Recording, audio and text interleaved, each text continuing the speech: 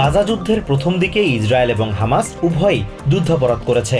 বুধবার প্রকাশিত জাতিসংঘ ইনকোয়ারি কমিশনের দুটি তদন্ত প্রতিবেদনে এমনটি উঠে এসেছে। প্রতিবেদনে বলা হয়েছে, গাজায় ইসরায়েল যে ব্যাপক হত্যাযজ্ঞ চালিয়েছে তা মানবতা বিরোধী অপরাধের শামিল। 7 অক্টোবরে ইসরায়েলে হামাসের হামলা এবং গাজায় ইসরায়েলের অভিযানের উপরে তদন্ত চালানো হয়।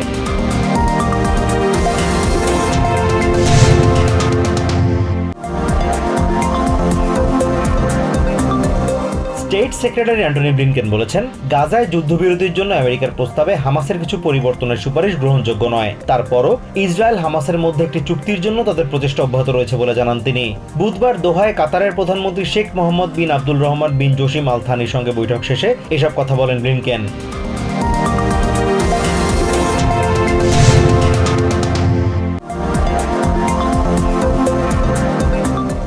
ইসরায়েলের বিষয়ে বাইডেন প্রশাসনের নীতি আমেরিকাকে ঝুঁকির মুখে ফেলছে বলে সতর্ক করেছেন সাবেক আমেরিকান কূটনীতিক হালার আরিট। গাজা যুদ্ধে বাইডেন প্রশাসনের নীতির প্রতিবাদে পদত্যাগ করা স্টেট ডিপার্টমেন্টের প্রথম এই কূটনীতিক এবিসি নিউজকে বলেন, ইসরায়েলে আমেরিকান অস্ত্রের প্রবাহ আরব বিশ্বকে আরো অস্থির করে তুলছে, যার ফলে আমেরিকার প্রতি বৈরিতাও বাড়ছে।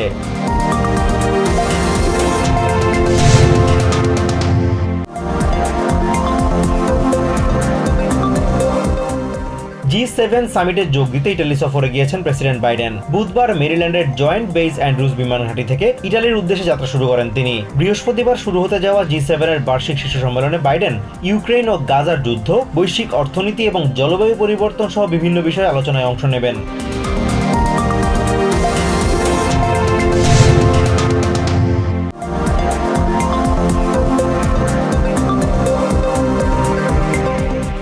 আইএস এর সাথে জড়িত থাকার অভিযোগে নিউ ইয়র্ক সিটি, ফিলাডেলফিয়া এবং লস অ্যাঞ্জেলেস থেকে তাজিকিস্তানের 8 নাগরিককে গ্রেফতার করেছে এফবিআই এর যৌথ টাস্ক ফোর্স। মঙ্গলবার অভিবাসন আইনে তাদের গ্রেফতার করা হয়।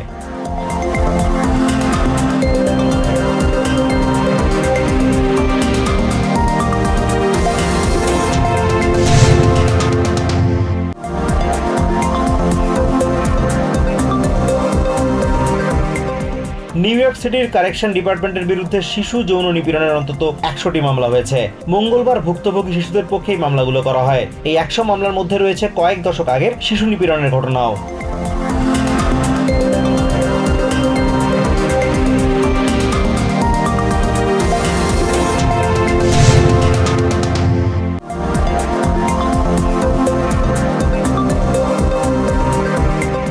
নিউ ইয়র্কে বিমানে চলাচলকারীদের ড্রাইভিং লাইসেন্সের মাধ্যমে পরিচয় শনাক্ত করতে নতুন মোবাইল অ্যাপ চালুর ঘোষণা দিয়েছে ডিপার্টমেন্ট অফ মোটর ভেহিকলস। অ্যাপের মাধ্যমে মোবাইলের এই নতুন আইডি দিয়েই লা গুয়ার্ডিয়া এবং JFK এয়ারপোর্টে যাত্রীদের পরিচয় শনাক্ত করা হবে।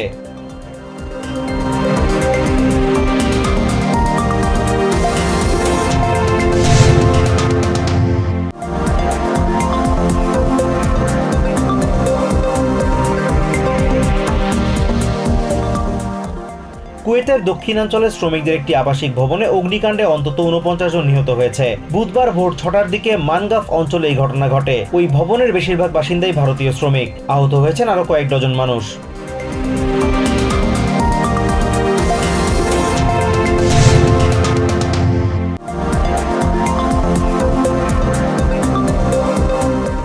বাংলাদেশ পুলিশের সাবেক মহাপরিদর্শক বেনজির আহমেদ তার স্ত্রী ও সন্তানদের নামে থাকা আরো 8টি ফ্ল্যাট এবং 25 একর জমি জব্দের আদেশ দিয়েছে আদালত। ফ্ল্যাটগুলো ঢাকার বাড্ডা ও আদাবরে এবং জমিগুলো নারায়ণগঞ্জ, বান্দরবান ও উত্তরায়। দুর্নীতি দমন কমিশনের আবেদনের পরিপ্রেক্ষিতে ঢাকা মহানগর দায়রা জজ আদালত বুধবার এই আদেশ দেয়।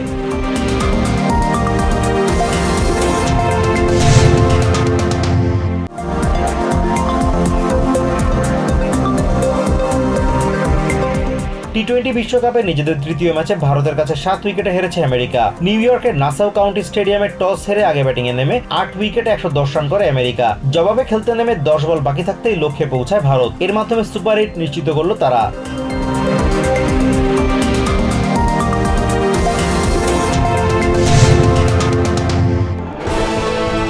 সৌজন্যে সোশ্যাল ইসলামী ব্যাংক PLC।